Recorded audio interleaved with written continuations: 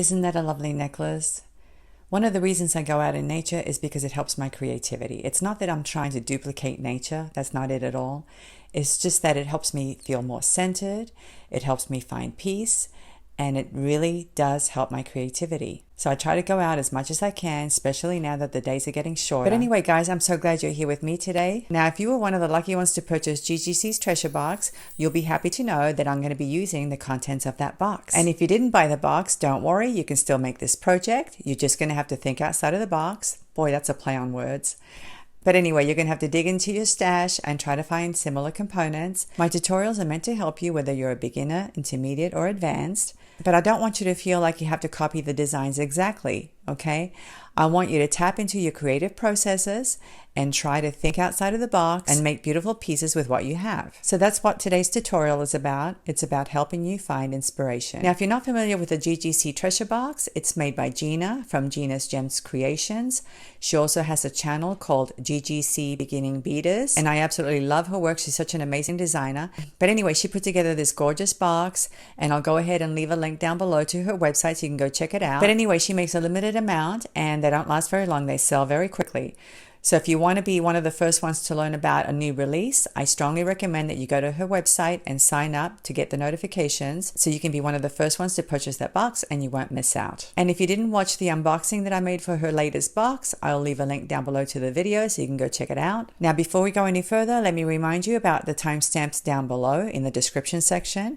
If you want to skip forward to any portion of the video, you can do so. Also, if you haven't done it already, please don't forget to subscribe because it helps me, it helps my channel, and you'll get lots and lots of content on a regular basis. But anyway, today's necklace is going to be made with the contents from that box, and I can't wait to get started. So let's go ahead, turn the camera around, and we'll jump right in.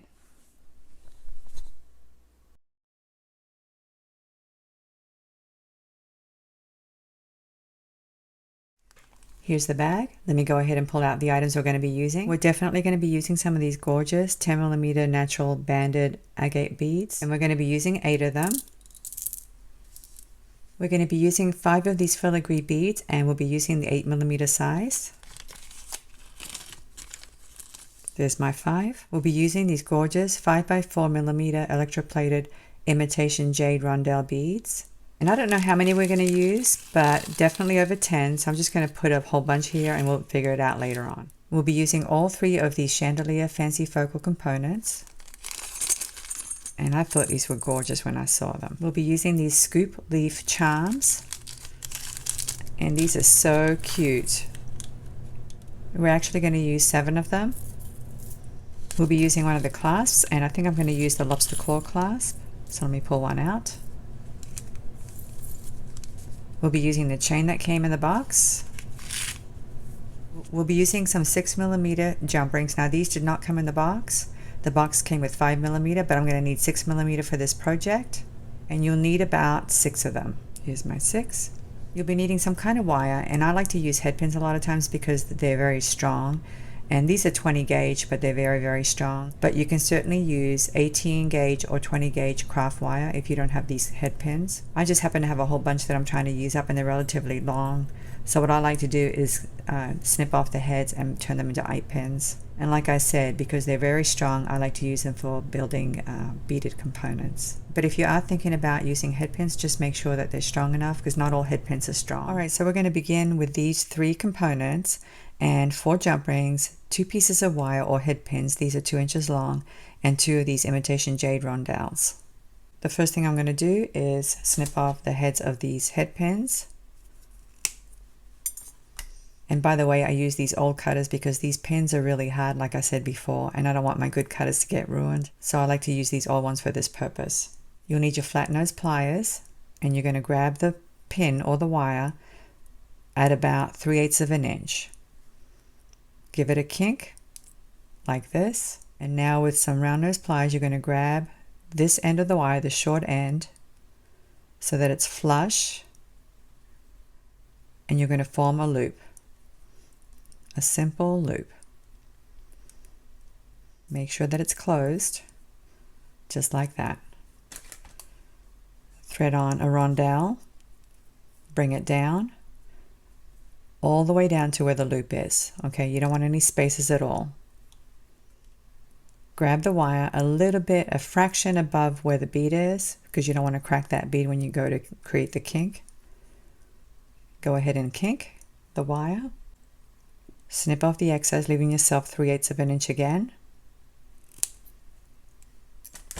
And form another loop at this end.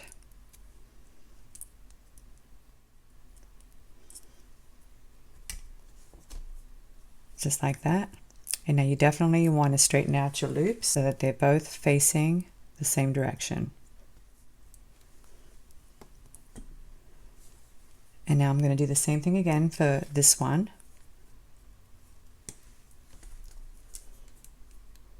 Once again, kink it at about 3/8 of an inch. Grab the short end of the wire and form a loop.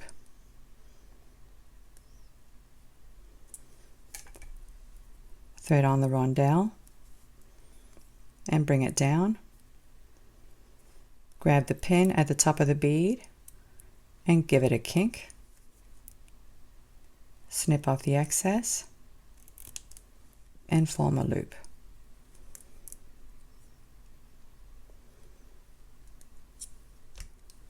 Make sure your loops are lined up. And here are my two components, and we're ready to assemble this bottom part of the necklace. This is probably the most difficult part of the whole thing, okay? I'm just warning you ahead of time. So here's how we're going to arrange it. These are going to go like this, and this one is going to go like this. And they're going to fit together like this with jump rings and these two components. So the first thing we're going to connect are the two components.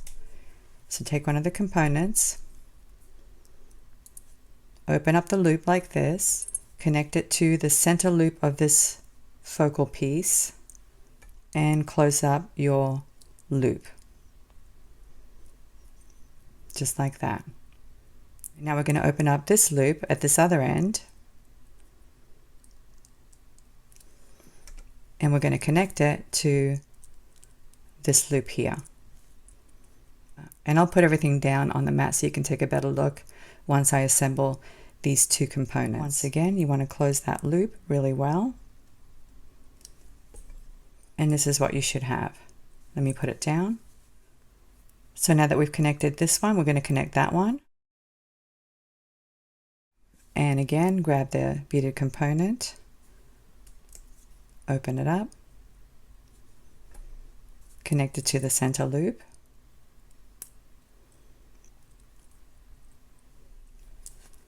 close it up,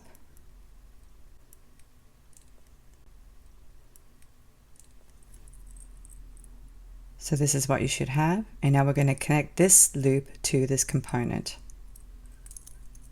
So you're going to open up this loop, slide on your component like this, and close it up.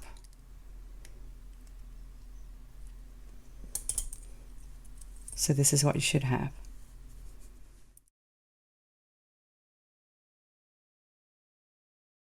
And now we're going to grab a jump ring, open it up, and we're going to connect this jump ring to these two loops here. So you want to grab the loop and then hook it onto this one here, just like that, and very carefully close it up.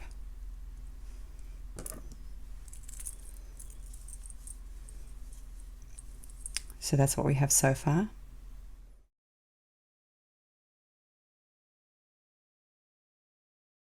And now we're going to grab another jump ring, open it up, and now we're going to connect these two loops. So we're going to hook it onto this loop here and then this one here, and close it up the best way you can. It's a little challenging because of the angle, but this is what you should have.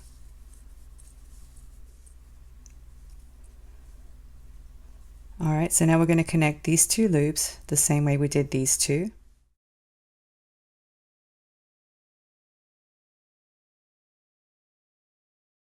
So once again, open up a jump ring, hook it onto this loop and this loop here, like this.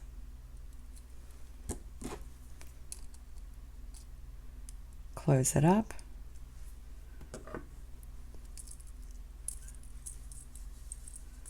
And now we're going to connect these two here.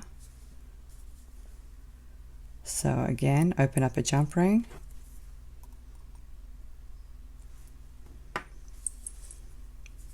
connect it to this loop and this loop, and close it up.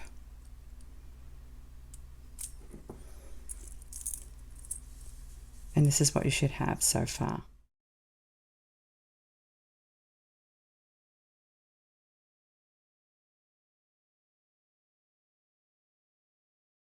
Now the loops on these components are not that big, but they're big enough to where there's plenty of movement here, okay? You do need to make sure that it's not restricted or it doesn't get stuck. Now we're going to create the dangle that's going to hang in the center. And again, you'll need a piece of wire or a head pin like I'm using. Make a loop at one end.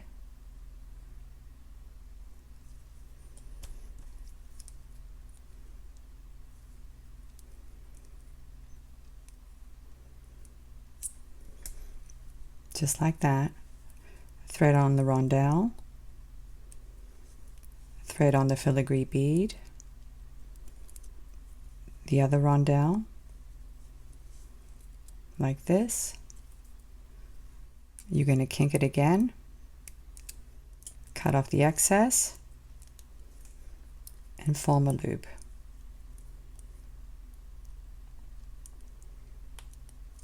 Now this loop needs to be perpendicular to the other one. So we're going to just make sure that the loops are facing in this direction, okay? You're going to go ahead and open this loop up, connect it to this component,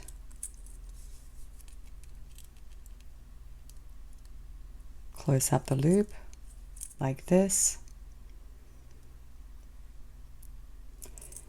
and now open up this one, connect the leaf, and close it up.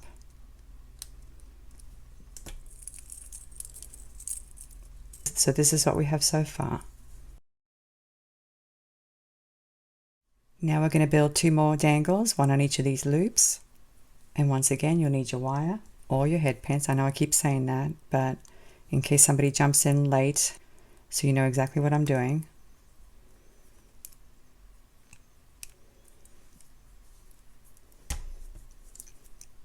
And you're going to do the same thing. You're going to form a loop at one end.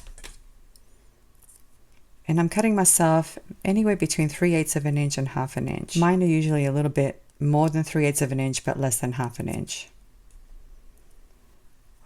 Thread on the agate bead. Kink your wire at this end.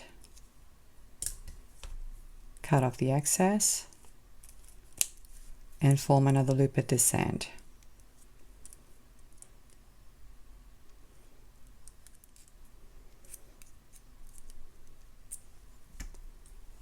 And once again, you want the loops to be perpendicular to each other.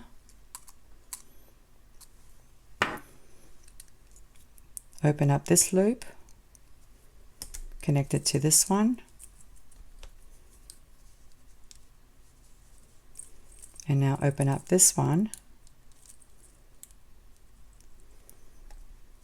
and hook on the leaf. And you want to make sure that the leaves are all facing the same direction, okay? That's important.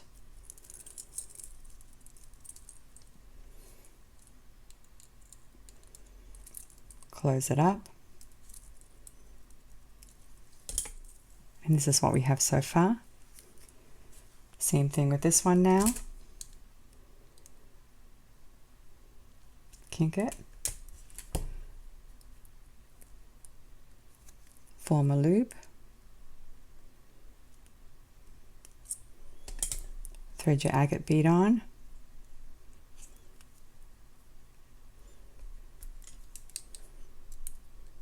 Kink it at this end. Snip off the excess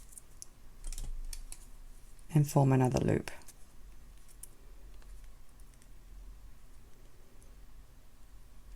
Make sure your loops are perpendicular.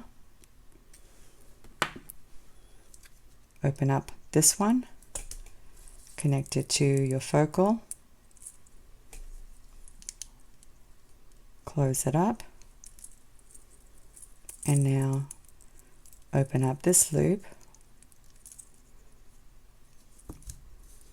Make sure that you connect your leaf the right way, so take a look.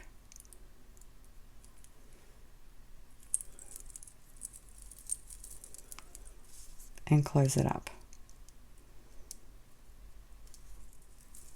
And this is what we have so far.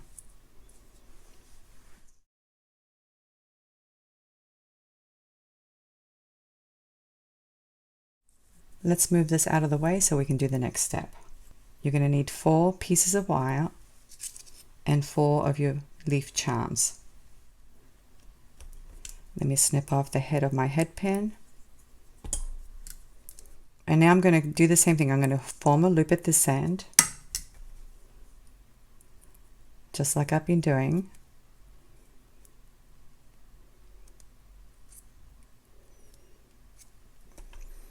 So there's my loop. And now I'm going to grab the loop like this and kink my wire this way. Snip off the excess, and this time I'm leaving myself about 1/2 inch. The loop will be a little bit bigger. And now I'm going to form a loop.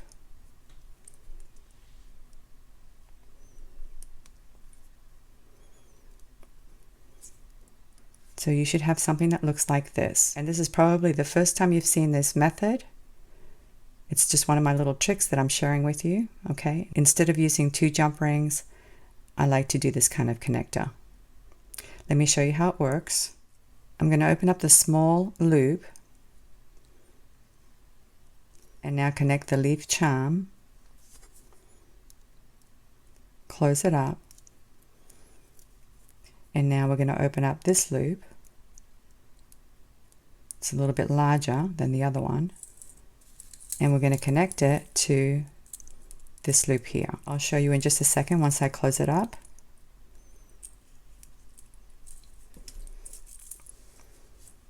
So that's what it should look like, okay? It's just another way to hang a charm.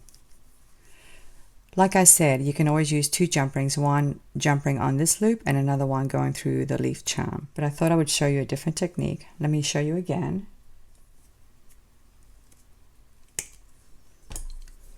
So the first thing you do is kink one end, make a loop like you normally do, a simple loop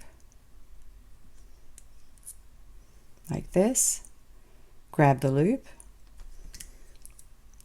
and now kink this part of the wire like this, cut off the excess, and make another loop at this end.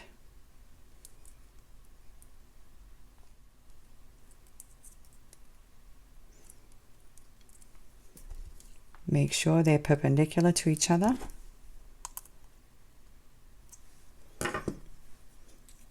And that's what it should look like.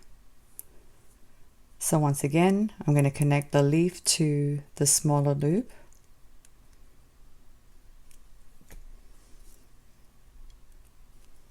Like this, and close it up.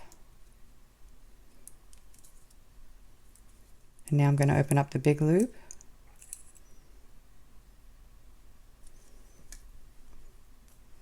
And connect it to this one here.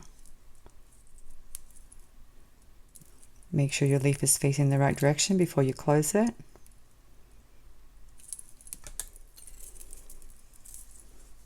And that's what you should have so far.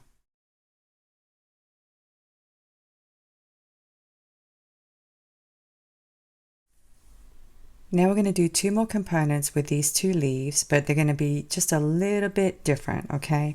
Let me show you. One of the loops is going to be just a standard loop, a standard size loop.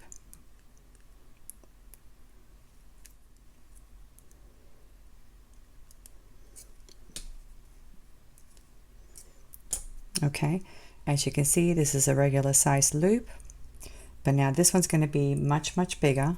So I'm going to kink it, and then I'm going to snip it, giving myself no less than 1/2 inch.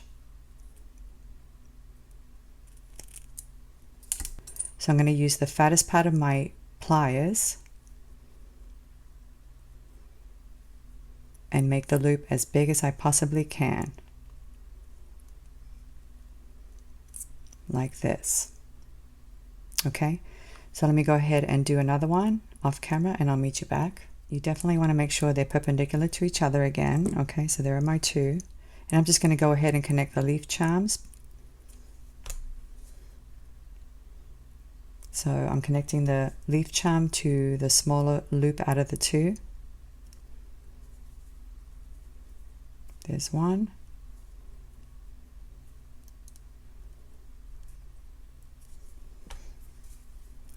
And here's the other one.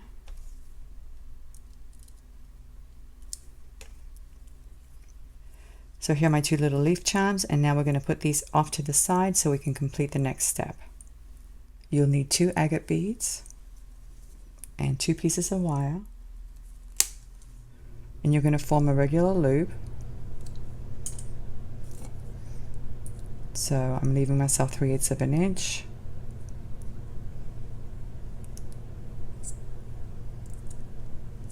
Thread on the bead,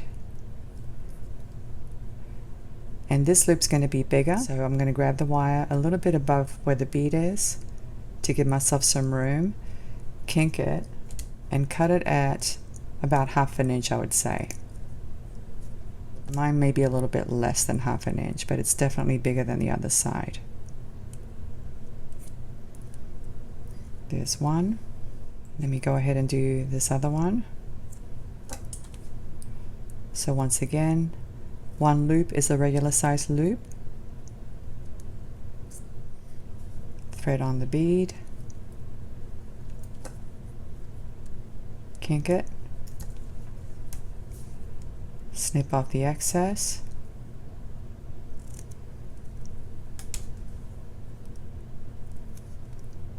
and now form a bigger loop.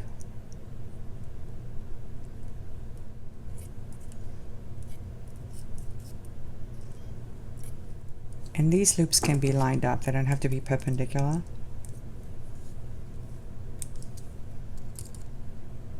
And now we're going to open up the bigger loop, connect it to this component, close it up. And this is the reason why we needed the bigger loop at this end. It needs to be able to fit through that opening, okay? And now we're going to take the leaf charm, open up the loop, and we're going to connect it like this. Okay, I'm probably the only designer who does this, so you're learning my trade secrets. And close it, and this is what you should have. Okay, I like to use this method because the charm can spin around and it'll end up in the same spot each time, so you don't have to worry about it getting caught. Sometimes when you connect jump rings, they don't lay properly, but by doing this method you can control which way you want the charm to face. So now we're going to do the same thing here. So once again, grab your component, open up the big loop, connect it, and close it up like this. And now grab the charm, open up the loop. Make sure when you hang it that you hang it the right way. Okay, hook it onto the post of this component, and close it up. Let me give you a close-up so you know exactly what I just did, okay? It's not connected to the loops of the pin. It's hanging on the post right beside the bead. Can you see that really well? I hope you can see that, okay? So it basically spins around. So anyway, that's just another option, okay? You can always use jump rings if you feel more comfortable using jump rings. But anyway, this is one of my favorite ways to hang charms, and I thought I would share it with you. Now we're going to finish the strands by building and connecting some beaded components. Now you're going to need 4 more agate beads and 4 of the filigree beads. And we're going to thread them onto wire. And these loops can be just regular loops, okay? So you want to kink it at 3/8 of an inch. Form a loop. Thread on a bead. Like this. Grab the pin just above the bead, giving yourself a little room so you can give it a kink. Snip off the excess, grab the end of the pin, and form another loop.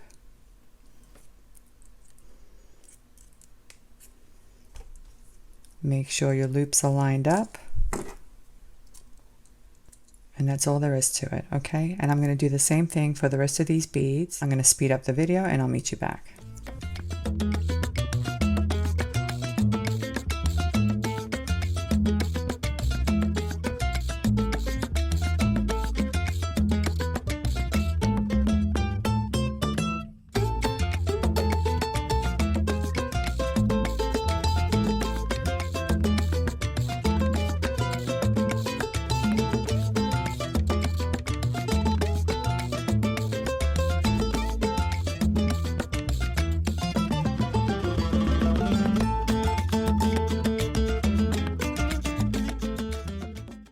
Okay, I'm back. I've built all the components and this is how we're going to connect them.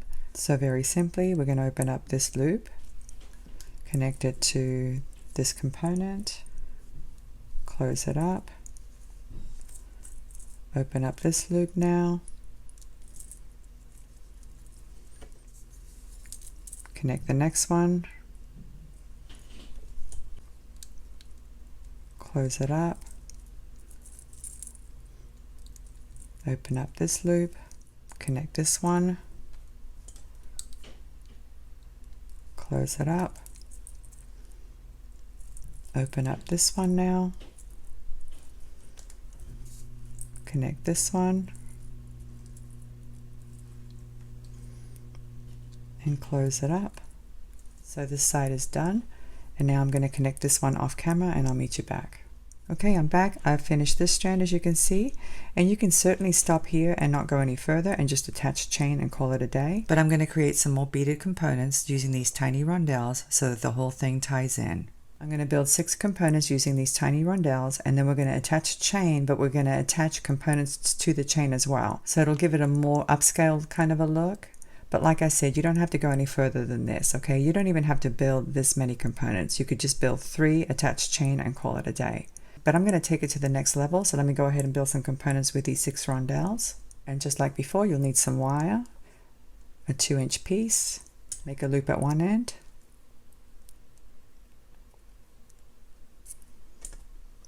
thread on a rondelle, bring it down, kink your wire, cut off the excess, and form another loop.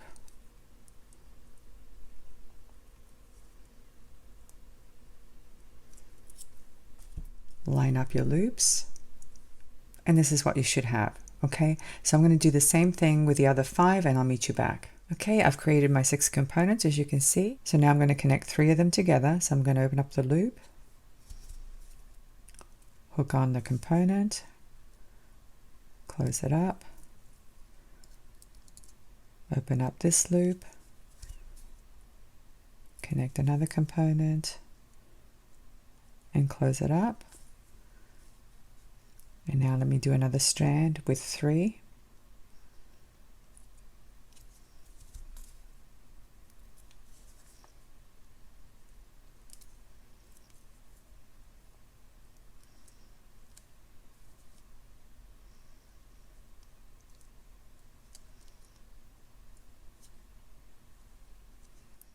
And now I'm going to open up this loop,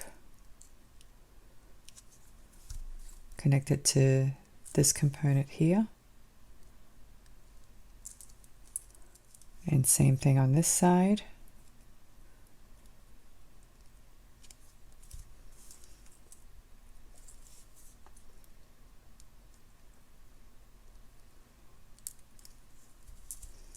So this is what we have so far. And you could build some more and just finish it off with a clasp, but I'm going to do something a little bit different. I'm going to cut myself some pieces of chain. Each piece will have 6 links, and that's about 3/4 of an inch. And what that will do is it will make it a little bit less bead heavy at the top. It's just a different look. And like I said, if you don't want to use the chain, you can just keep building these components and finish it with a clasp. So anyway, I'm going to go ahead and cut 4 pieces. Each piece will have 6 links. And I just noticed that these links can be opened up. They're not soldered, so you don't have to use your cutters. You simply open it up like this and remove the piece that you need.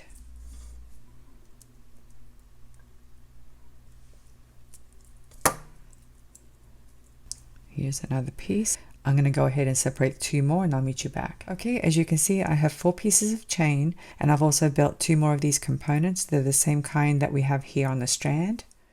And let me show you how I'm going to assemble it. We're going to open up this loop, connect one of the pieces of chain like this, close it up, and now we're going to grab one of these components, open up the loop, hook it onto the other end of the chain,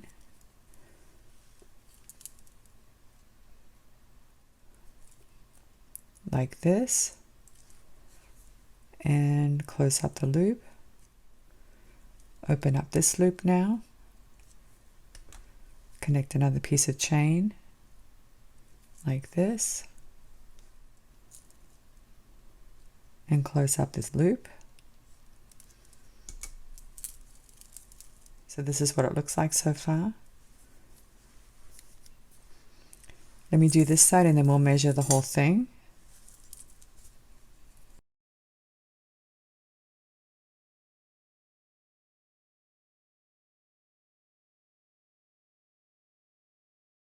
So this is what we have so far. Now before I go any further, I'm going to measure what we have, and then I'll figure out whether I need to add more components, more chain, or whatever.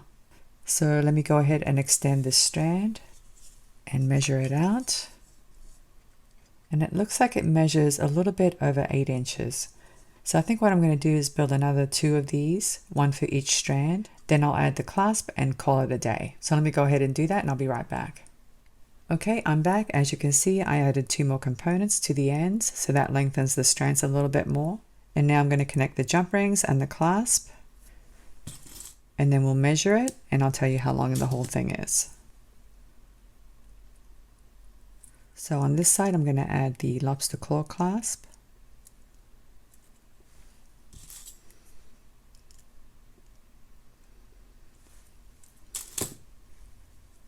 And on the other side, it'll just be a jump ring.